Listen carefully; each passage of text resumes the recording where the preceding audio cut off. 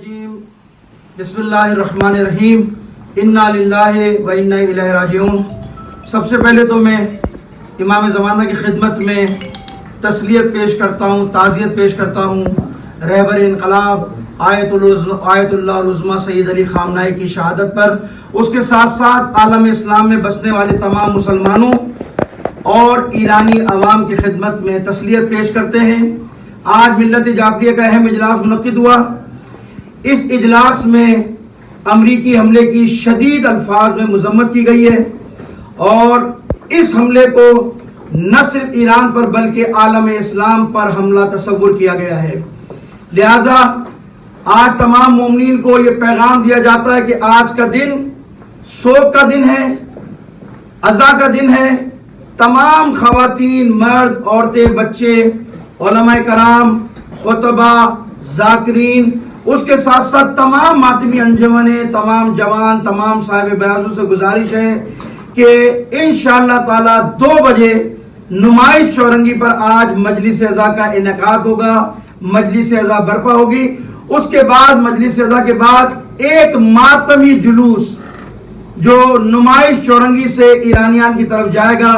آپ تمام لوگوں سے گزارش ہے کہ اس جلوس میں شرکت کریں، دنیا کو پیغام دیں کہ رہبر کے مقاومت کا راستہ رکا نہیں ہے۔ انشاءاللہ تعالی یہ مقاومت کا سفر جاری رہے گا اور نہ صرف جاری رہے گا بلکہ اور اس میں مضبوطی آئے گی اور طاقت آئے گی۔ اس شہید کے خون سے مایوس ہونے کی ضرورت نہیں ہے، نہ مایوسی پھیلانے کی ضرورت ہے۔ اس معصوم، اس مظلوم کے خون نے اس مکتب کی آبیاری کی ہے، اس مکتب کو پروان چڑھایا ہے۔ انشاءاللہ تعالی دنیا کی کفر کی طاقتیں ذلیل و رسوا ہوں گی اور دیکھیں گی کہ یہ انقلاب جس کو ختم کرنے کی کوشش کر رہے تھے، یہ انقلاب انشاءاللہ تعالی امام زمانہ کے انقلاب سے متصل ہوگا۔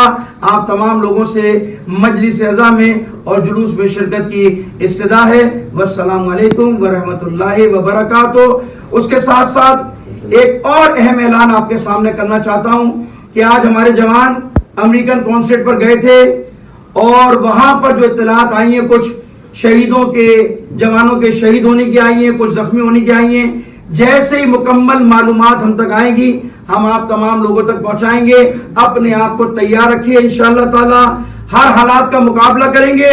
نہ باطل کے سامنے کبھی جھکے تھے، نہ جھکے ہیں اور نہ انشاءاللہ تعالی جھکیں گے۔ والسلام علیکم ورحمۃ اللہ وبرکاتہ۔